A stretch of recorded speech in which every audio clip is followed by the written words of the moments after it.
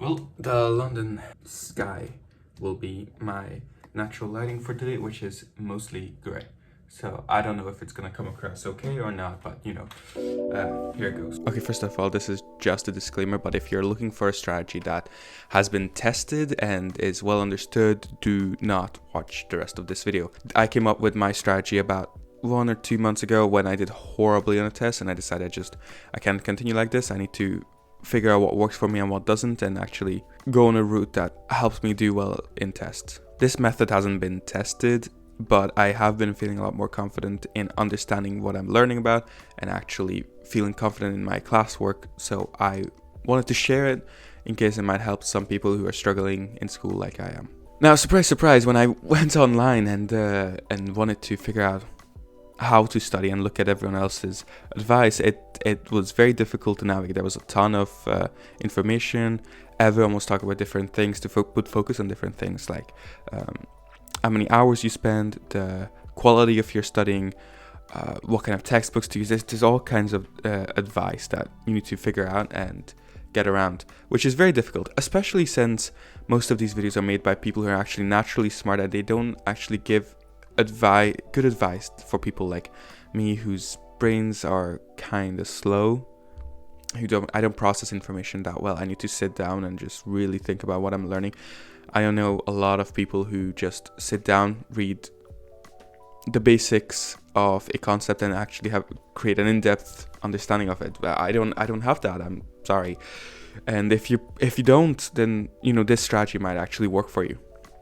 So the first thing I want to tell you is that if you're slow like me, you're gonna have to put the time in. You have to set some time aside every single day, quite a large amount of time. Just focus on those 4 hours or 5 hours or 6 hours. There's no way around it for you.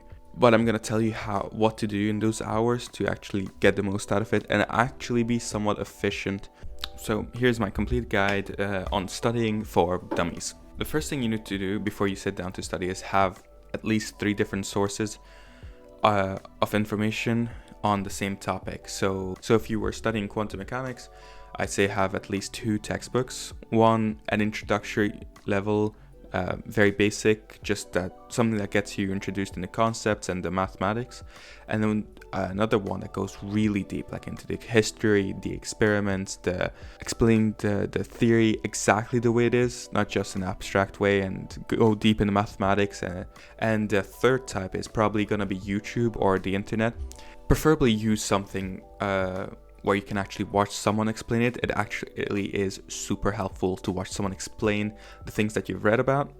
Your brain sort of processes it a bit differently from when you're reading it. If you want, you can have 3 different textbooks of easy, medium, and hard. It's up to you, but for me this has worked. The next thing that you're gonna need is gonna be at least 2 file pads, one very thick one and small one, or instead of the small one you can use a note-taking application such as Notion.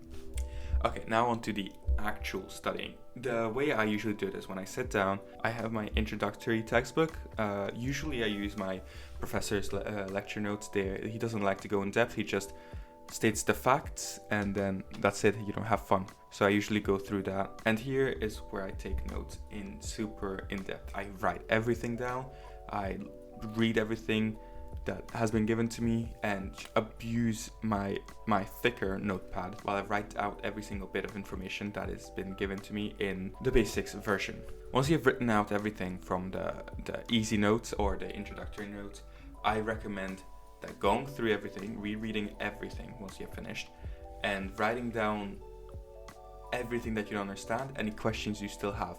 If there's something that you sort of understand but you don't know how you got this part, don't just accept it. Write that down and go back to it. In the second textbook, where it's going to go into a bit more depth, make sure you cover that in detail. You don't want to leave gaps in your knowledge because you will be unsure when you're coming to reason on a test. So anything you don't understand and anything you're unsure of, you write it down and you make sure to cover those when you move on to the more difficult textbook. Now that you are moving on to the more difficult textbook, I recommend focusing on just reading and forming ideas in your head about this and actually understanding what you're learning and not necessarily writing everything. You read a couple of pages and then sum it up in your own words. The key here is to make what you're writing very dense.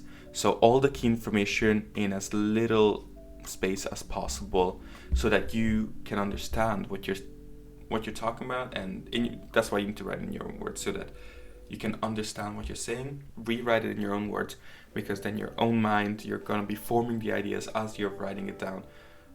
Just like when for example they teach you how current works and how resistance works, and they use the water analogy, water flowing through pipes, something like that. Just create your own analogies, create your own ideas about it, and then write those down. Once you've covered that, you should have very, very few gaps in your knowledge. Those need to be filled out, obviously. And for that, I recommend going onto YouTube and searching specifically for the issues that you're having, the things that you're not understanding. There's always information on the internet. Somebody's going to help you out and give you what you need. Now, at this point, you should have a very detailed couple of pages on the topic that you've been learning.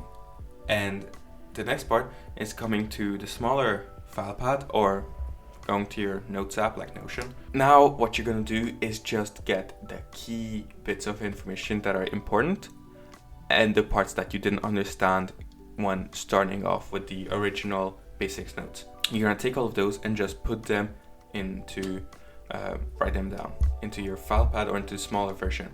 The important thing is that to get rid of all the explanations that you did for yourself. This way, when you're going back to revise, I found that when just going through my thicker file pads, there's a lot of equations, examples that I have to look through to find what I'm actually looking for. But if you have a more dense page of information, you can just quickly skim through and actually find what you're looking for. For me, this method has helped me to form ideas a lot more easily, to have one idea here, a fact here, an equation here, and connect them a lot more, because I'm actually forming the analogies in my head. So by the time you finished, all these ideas should be like interconnected in your head and forming proper ideas, and not just a random facts jumbled in one space that you want to just pull out when you're going into exams. You can actually derive why you're doing what you're doing when you're answering questions. And I think that's been super helpful for me. Obviously, do the usual stuff of doing practice questions. They are always super helpful, especially after you cover the topic in detail. And one last tip that I have: if you think you understand the topic well, I recommend